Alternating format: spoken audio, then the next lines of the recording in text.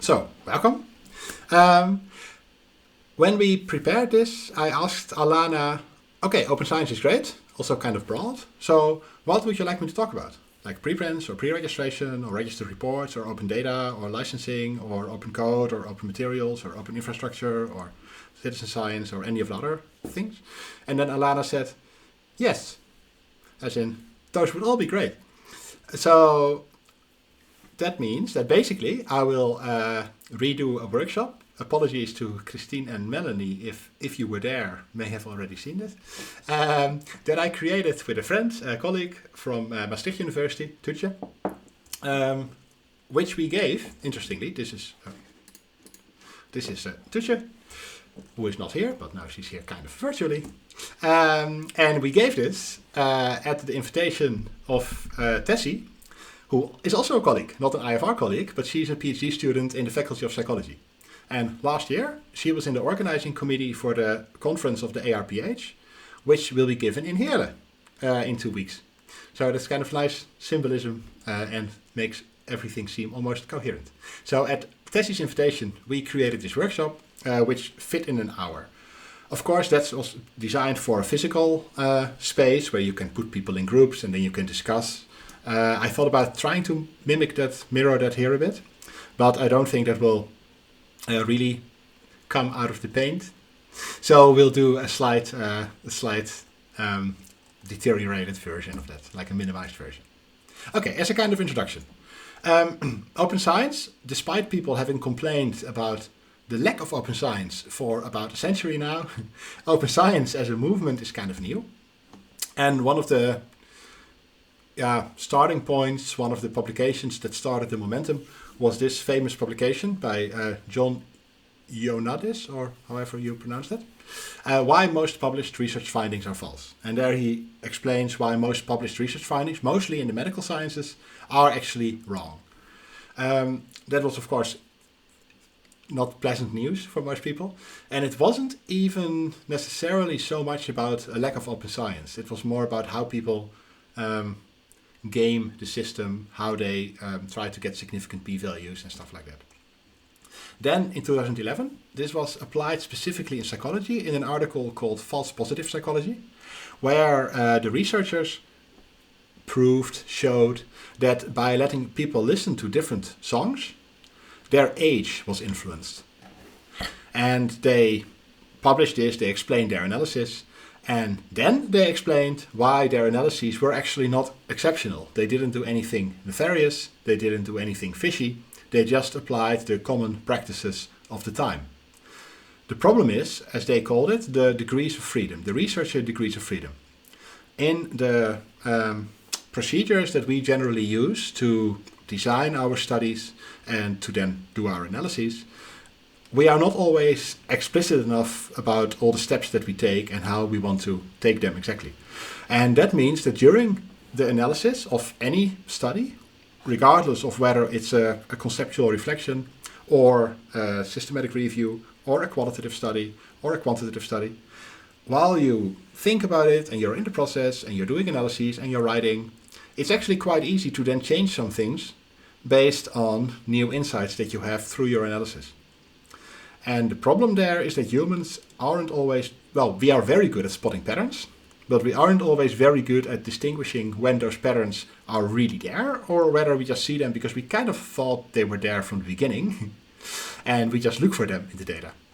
So then in that situation, given that humans are very good at like this pattern recognition thing, so good that we also see patterns when there are no patterns, all these degrees of freedom were problematic.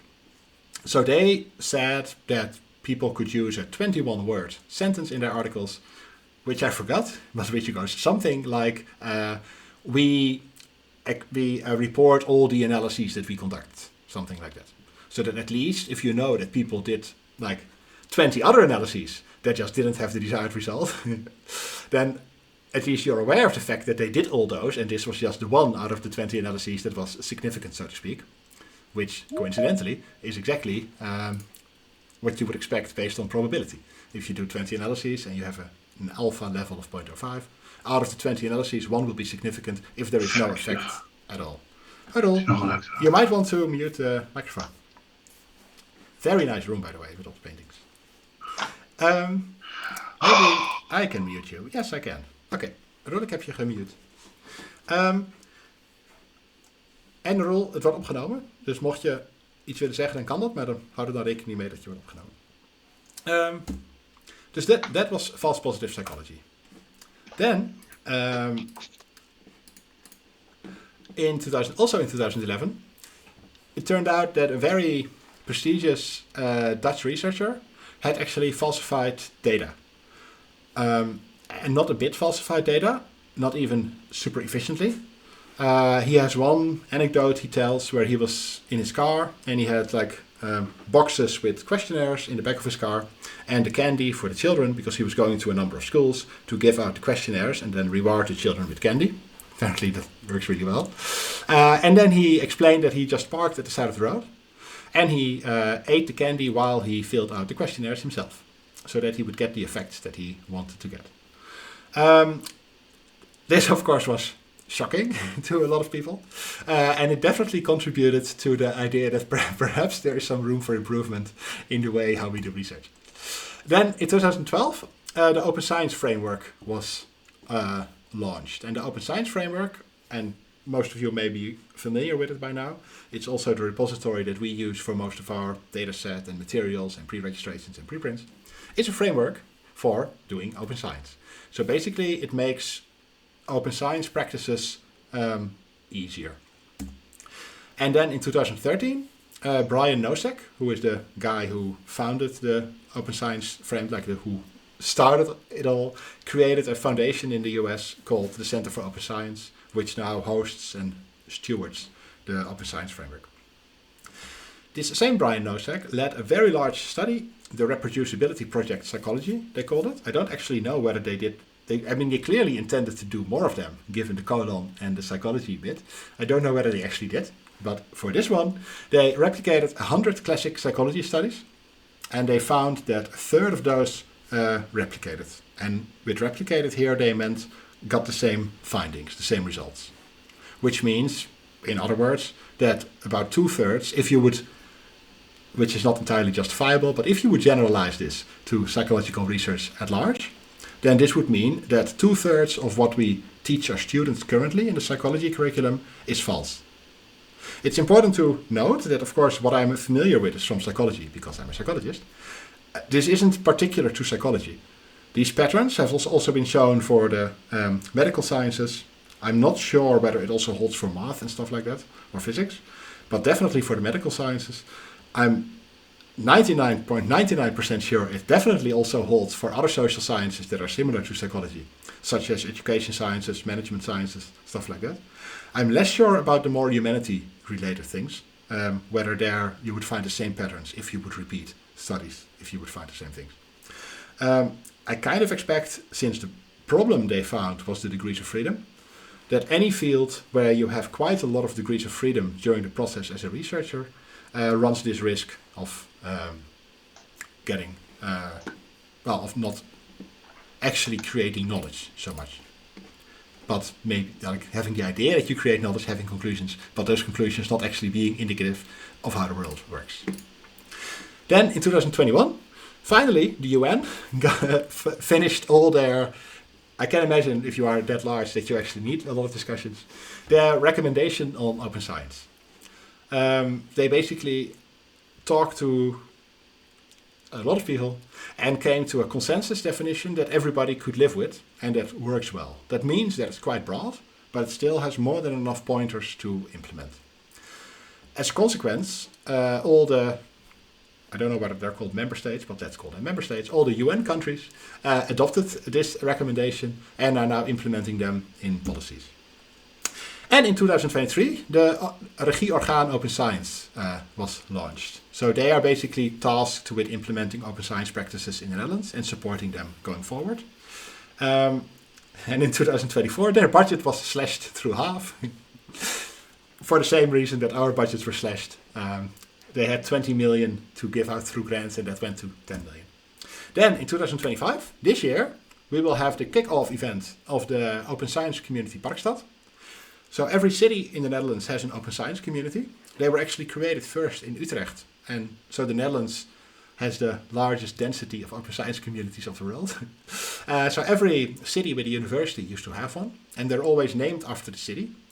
The idea is that they're not only for universities, but in practice you see that most of them focus on universities. Ours actually also involves Zuid, and hopefully the Municipal Health Services and the Central Bureau of Statistics and other organizations that do science. And ours also focuses more on civilian, like citizen science, how to involve them. You will hear all about it on the launch event, which hopefully will take place before the summer, hopefully at Schunk, the library. And then in 2025, and this is of course the biggest step towards open science for the world, there's this workshop. So this is from the UNESCO Declaration for Open Science. And these 4 components are the 4 big segments of open science according to this UNESCO recommendation. So if I start at the pink bit, open science infrastructure is kind of the core, and that is what we use to do all the science. Infrastructure means, on the one hand, like the tools we use, like Lime Survey, for example, is open source. So that means that it's a software that is controlled by the community, that we can edit, that we have insight into what exactly it does. And we can change it and adapt it to our needs. That's one example. But it's also about the infrastructures that we build in terms of governance. Like, how do we decide things? Where do we place epistemological power? Who gets to decide what is true? Who gets to decide what is published in journals? Things like that. These processes have to be transparent and open. Then there's open engagement of societal actors. There's this expression, the ivory tower, which nicely summarizes the generally held idea, which may have some truth to it, that scientists kind of stay in their ivory tower or on their OU campus and don't actually interact too much with other organizations and people in the world. And the point is that if you want your science to be useful to people, it tends to be a good idea to talk to the people you want it to be useful to. And this kind of implements that idea. And it implements it quite extremely. You may be familiar with NWO, the main Dutch science funder. They had a very large bag of money that they decided to distribute through something called a scheme called the NWA, which I think stands for the Nederlandse Wetenschapsagenda. And the priorities in this Nederlandse Wetenschapsagenda were, you could almost say, crowdsourced. They were determined by non-scientists, but by everybody in the Netherlands who wanted to participate, which has the benefit of doing research that people actually value in society. There was also some criticism about this approach, but it's a nice example of how extreme you can take this. Then, the blue bit is the open dialogue with other knowledge systems. This acknowledges that the way we see science is not science necessarily. It's basically the way we think we can create knowledge is just how we were raised, basically in Western traditions. It's quite empiricist sometimes. It builds on kind of post-positivist foundations. And there are other knowledge systems that work quite differently. Some examples are those that have been eliminated to a large degree, but that were held in Australia by the people who've been displaced to a degree there by colonizers, or the US. But you also have very rich traditions that preceded the European-centric colonization of the world. The idea here is to actually no longer limit the idea of science to what we are used to, but have an open dialogue with those other knowledge systems. This also relates back to the open engagement of societal actors, because as it turns out, people in the world actually know a lot of stuff without being scientists. So actually respecting that and having this dialogue also with industry, with other partners where it might not always be obvious, is also part of open science. And then we get to the open scientific knowledge. That's the bit that we're most familiar with probably. Open access, open scientific publications, people are probably most familiar with. Open research data, it's kind of coming now. Open educational resources is, for us as a university, a bit scary, because of course we are a distance teaching university. So if we give out all our materials for free, there is a fear that perhaps our students will just no longer buy our course. For other universities, this is a bit more obvious because they offer physical teaching, and that's what the students come from. Open source software and source code means that everything you create, all the scripts that you create to do your analyses, all the other materials, should ideally be openly available. And open hardware means that as much as possible, and this I think is in their children's shoes for a large degree, we should use hardware that is also open, that has completely open specifications and that can be built by anybody. That's not patented or proprietary in another way. Okay, these are two definitions for open science. The UNESCO definition says that we want to promote science that's more accessible, inclusive and transparent. And that actually furthers the right of people to share in scientific advancement and benefits, which is not just a random thing, but which we already agreed to when everybody signed the Universal Declarations of Human Rights. I mean, not all of you have read it when you signed it maybe, but it was there. Then the Open Science NL, the regieorgaan, the directive organ or whatever for open science, explains that the idea is that we make everything public as soon as possible. So that's actually quite easy. It's also almost directly at odds with how many people were used to approaching science. There's, for a lot of organizations, still the idea that stuff is ours. That it's our data, or it's our findings, or our scripts, or our publications. The idea of open science is that it is not ours.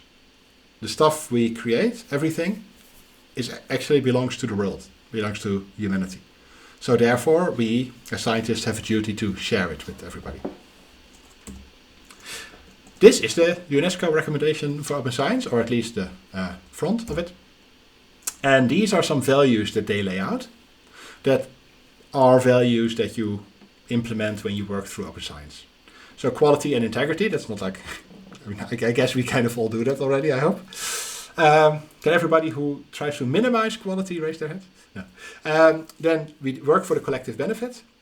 We want equity and fairness, which is not so easy, because that means, for example, that if you study people, you actually have to make sure that you also sample people who you never run into, because they are part, like hard to reach populations or something. Diversity and inclusiveness, that relates to the same thing. I'm not sure the US is still on board with that, but generally in the world we are on board with that. And then we have a number of principles such as transparency, scrutiny, etc. You probably read them all by now, so I will move on to the next bit. This is the Netherlands Code of Conduct for Research Integrity, which I hope everybody's, well, you may not have read it, but familiar with the existence and with the fact that we all have to follow it. So this is less optional than the open science recommendation. In fact, you even make an oath when you do your PhD that you will follow it. And this sets out 5 principles, and those are things that we optimize in our day-to-day work. So in every decision, we take it such that we optimize honesty, scrupulousness, transparency, independence, and responsibility. So this already, since we optimize transparency, and that is how we define integrity in the Netherlands with all the academic institutions, that also makes open science kind of like a no-brainer, because we already have to be transparent about everything anyway. So then we might as well use the infrastructures that exist for this purpose. In other words, as the late John Tennant coined, open science is basically just science done right. And this lays bare one of the very interesting tensions about open science. Most open science practices, if you explain that to students, for example, they're like, yeah, obviously you make things public. Obviously, if you do a study, other people have to see the questionnaires you used, and they have to see the analyses you did. I mean, that's just common sense, right? How can anybody trust it otherwise? Whereas all the people who grew up in my generation, basically, or who are even older than me, they exist, for them, it was kind of the other way around. It was almost, kind of an air of secrecy around the research you did. And it was really like, no, it's my data. You can't have it. I remember one anecdote when I was at my previous university, Maastricht University. One of the students I was supervising wanted to do a study very similar to a study a colleague had recently done. So I sent the student to the colleague and I let the student ask the colleague, can I get the script? Because then I can adjust it for my study. And they said, no, sorry, I'm not going to send you my script. You have to write it for yourself. And that was not even back then as outrageous as it now seems. That was kind of normal. These things were considered your property, you work for them, others have to do their own shit. So that's what the older generation was raised with. And now everybody is shifting to the model where actually transparency becomes more the norm. Okay, now we get to Tulip's project. We will use that to actually go by the actual open science practices. How do you do all this in practice? So Tulip, or however you pronounce it, I must admit I'm not so good with like tremas and other fancy accents. Tulip is a PhD student who lives in Amsterdam, and she is fascinated by climate change. I mean, who isn't? If you just had a week like we had last week, how can you not love climate change? So she decides to do research and to study how these changes, the instability of the climate, impacts the writing productivity and the well-being of her fellow PhD students. And of course, she does this using multiple different methods, because we know that is epistemically powerful. So she does a systematic review, she does a qualitative study, and she does a quantitative study. And specifically, she will do these such that she pre-registers them. She even sends in a registered report. She applies citizen science, develops data management plans, uses collaboration tools, discusses contributorship in an explicit, transparent manner. She takes care to use open metadata so that her data can be published in a fair way. I'll get to the details of each of these later. She uses open code and open source software. She uses notebook sharing. And then finally, for the dissemination, she makes sure that she publishes open access. She might do that by posting a preprint and or a postprint. She might also choose to go to an open access journal. She considers the licenses that she applies to everything that she publishes well. And she invests in science communication so that the findings actually reach people outside of the ivory tower. So I'll just go by all of these because I expect there will be at least one person who might not be familiar with all of them. If you're watching the recording, you can always skip ahead. Pre-registration. Actually, I'll back up a bit. Pre-registration initially was coined as a method to increase the epistemic power of your study. The idea was, if you use statistics, specifically frequentist statistics, to estimate your type 1 and type 2 error probability properly, you really have to stick to the analyses that you planned in advance. Because as soon as you start doing more analyses, you have to adjust your alpha to retain that percentage.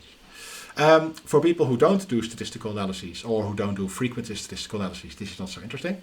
But this kind of colored how people viewed pre-registration for a long time.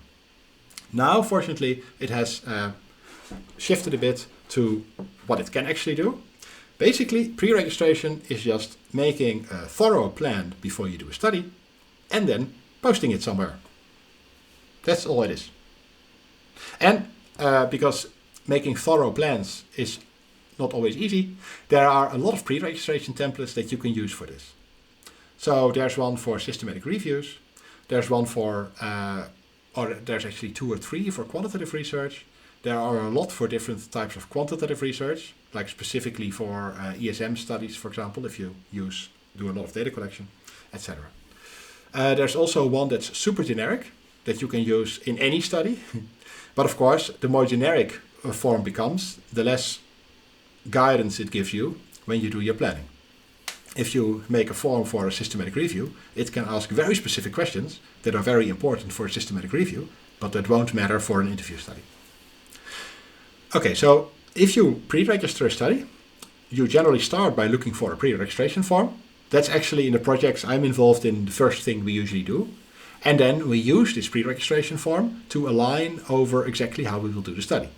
Because it is the plan for the study. So it's almost as if it was made for that. And then we discuss this, and when we all agree, we post it and we freeze it. And for this, you use the Open Science Framework. You can click registration there. I can show that later if people want. And then you just fill out the form and you freeze your pre-registration. And then we submit to the ethical committee, and then they often have some feedback, which may cause us to change the plans we have. And then we just update the pre-registration form, because that way it's also transparent which kinds of changes will be induced by ethical committees. Because ethical committees, of course, are not objective, because nobody is objective. So that means that actually over time it will be super interesting to see how different types of ethical committees in different faculties or different continents shape the types of studies we do. Okay, so that's the pre-registration. Now, if you have time, what is even cooler, you thought it wasn't possible, but there are things that are even cooler, is a registered report. And a registered report is kind of like a pre-registration, except that you submit it to a journal as a publication. So you basically write your introduction and your methods, you submit it to a journal, and then they peer review it. And then they have comments, of course, which is great, because you basically get 2 or 3 experts who, for free, think along about how to do your study in the best way possible. And then, well, you adjust it, and when everybody's happy, it gets accepted, and then it's published. Not only do you then have a publication, you also have an IPA, not the beer, but an in-principle acceptance. You might then also get a beer to celebrate, of course. I mean, I'm not judging. But you get an in-principle acceptance, which means that if you apply the study, if you do the study as you laid out in your pre-registration, you're guaranteed to get the results and discussion published in the journal, regardless of what you find, which is an excellent way to combat the publication bias, that journals sometimes prefer sensational outcomes or outcomes that fit with existing theories, etc. So registered reports are awesome. The drawback might be that they cost some time, but there is a solution for that, which I'll get to later. Okay, citizen science is so far a pretty generic term, which basically means that you involve citizens, I almost want to say, in a real way. So not just as participants, but actually, ideally, give them some power over your study. So actually ask them how they think you should do certain things, and then take that into account. And of course, don't blindly do what they say, just like you don't blindly do what the SATO says, or the data steward, sorry, Melanie, or other people, because you are responsible for your study. So you think about stuff, you discuss it with your team, and then you decide something. So for all the external stakeholders, you get information, you get their advice, but then you think. And the same goes for citizens. But ideally, if you do citizen science, you actually involve them. And that can be quite extreme, that at the beginning of your PhD, I mean, you can only do that if you're still writing the complete plan. But in theory, at the beginning, you could have a kind of plan and then discuss it with citizens and then see what they think and then maybe change it. But you can also do this in a single study. An example is Kelly, a colleague of yours, ours, us, at Psychology, who does a study about the green space in Heerlen Noord.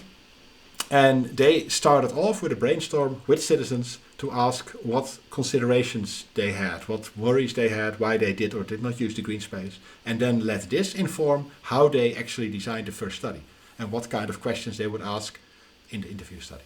So you can do that too. Then, a data management plan is it can be seen as complicated by people, but it's actually quite simple. It's just your plan for how you want to manage your data. It seems complicated because this is not actually something we teach students. So most of you will probably not have had formal training in data management. But in the end, it's kind of common sense. You basically have to think about where the data lives, where you place it, who has access, when you're going to move it to somewhere else. If you collect personal data, how you're going to anonymize it, what you're going to do with the raw personal data, how you're going to encrypt it, who has access, stuff like that. So it's not super hard, it's just some steps you have to take. But it is much easier to take them before you have the collected data than once data starts coming in. Plus, the data steward can help a lot with this. There are also a lot of examples already for different types of studies that you can just copy, because open science. Okay, collaboration tools is just an umbrella term for many, many tools that exist to collaborate on these things. The Open Science Framework is one of them. You can use Microsoft Office 365 until the US closes it off to other countries. And last, contributorship relates to the practice of explicitly discussing contributorship. For example, who will become co-author and what will they have to do to earn the co-authorship from the get-go. Also, in some fields, certain slots in the list of authors are associated with more or less prestige. For example, in the medical sciences, the practice is that the most senior person, like the department chair or the promoter, gets the last slot. And the person who writes the article usually gets the first slot, etc., etc. There are some different conventions in different fields, which means that this is quite important. And it's a kind of currency that you pay people in if they collaborate with you. So that means it's important to do it beforehand, because you might get into fights afterwards when people may have made a contribution already that they feel deserves a different spot than you had in mind for them. Then, while you are conducting the study, it's important to think about the kind of data you're collecting and how to represent it in a way that's understandable for other people.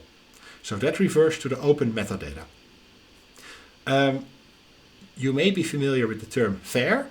It stands for findable, accessible, interoperable, and reusable.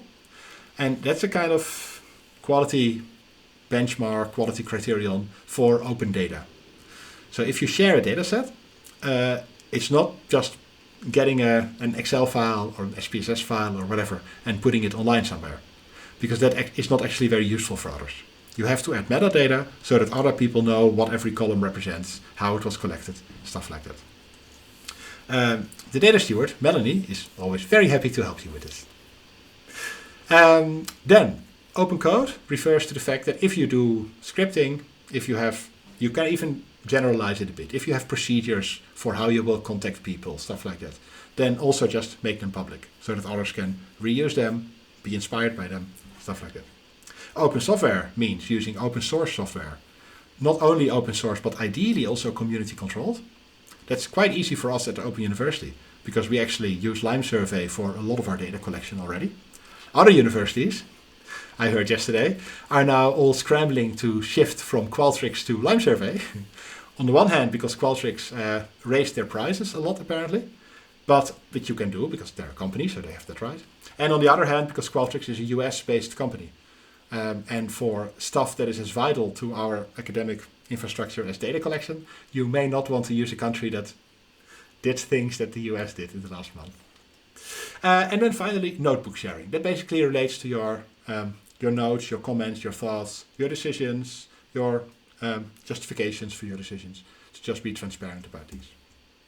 And then finally, when you're done, you want to publish your article and other things in open access, which means that it's just accessible by everybody without having to create an account or pay or whatever.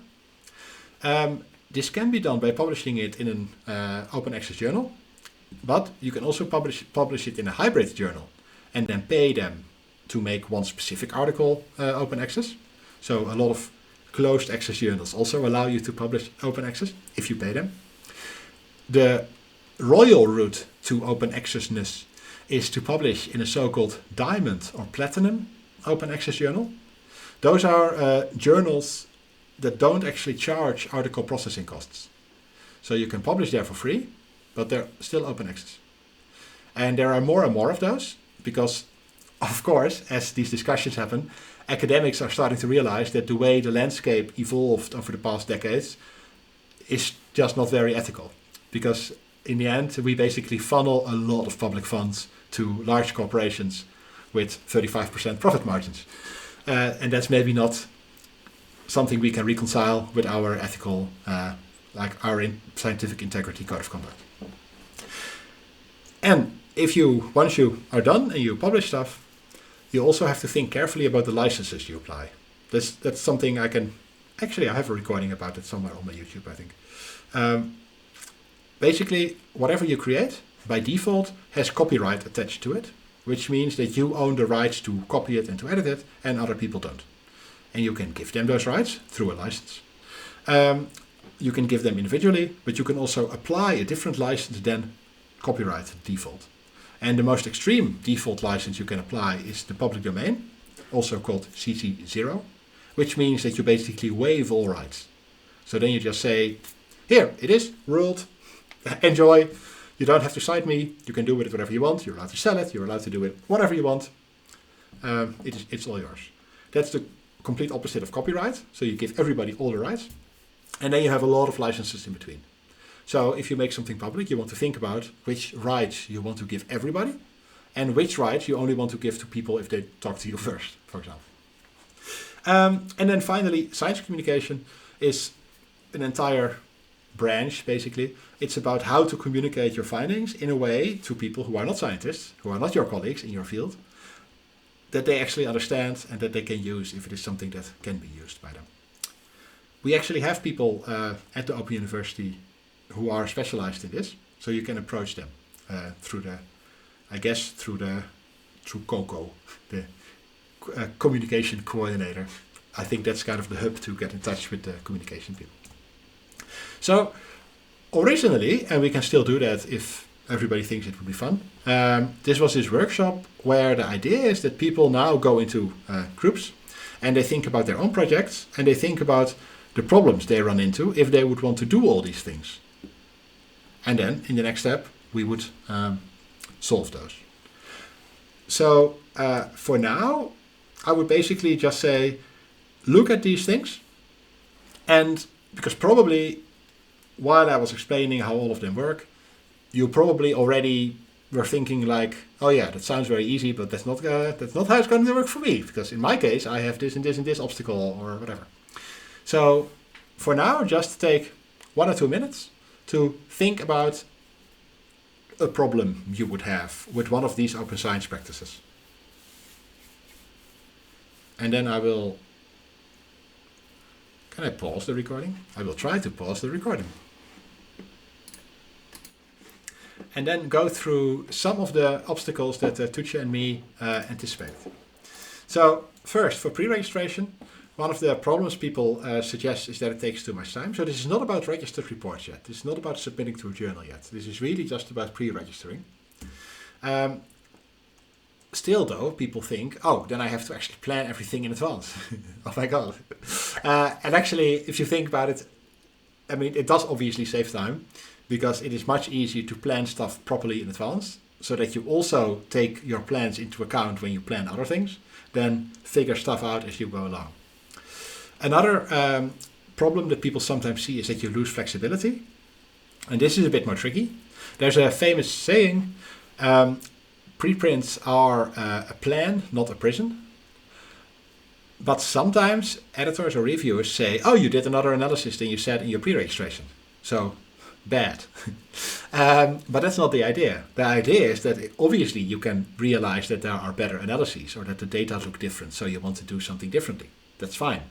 The preprint allows you to then explain why you actually decided to change your mind, making this bit transparent. It is all about transparency. It's not about locking yourself in. It's about seeing which degrees of freedom are used by the researcher.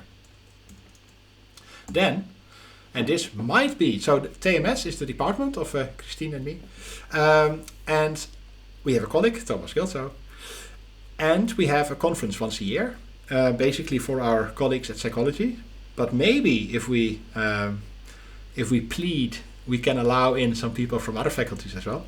And last year, Thomas gave a workshop specifically about pre-registration.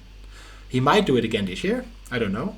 And if IfR wants, then IfR can ask us and we can maybe open the conference up to more people as well. Might also be that we decide we don't want it because we want it to be a psychology thing. I don't know. But in principle, I guess we are for collaborating across faculties. There he explains these different pre-registration forms you use. I think this is a screenshot for a little book that Tutsche and me started creating for this workshop to accompany it. I'll give you the link later. It's like a minimal guide to open science stuff with practical pointers. Then the registered report, we get to Koer's question. So definitely one of the problems people see there, and rightly so, is that it takes too much time. One solution is to use PCI registered reports. PCI is Peer Community In. They're a non-profit trying to flip the publication model. That's what I explained in the answer to Christine, where you actually let them review a preprint and then they recommend it. And then journals can associate themselves to PCI, and then you can just publish in those journals. So you basically flip the model. You first get reviewed, and then you pick the journal, rather than having to pick the journal first.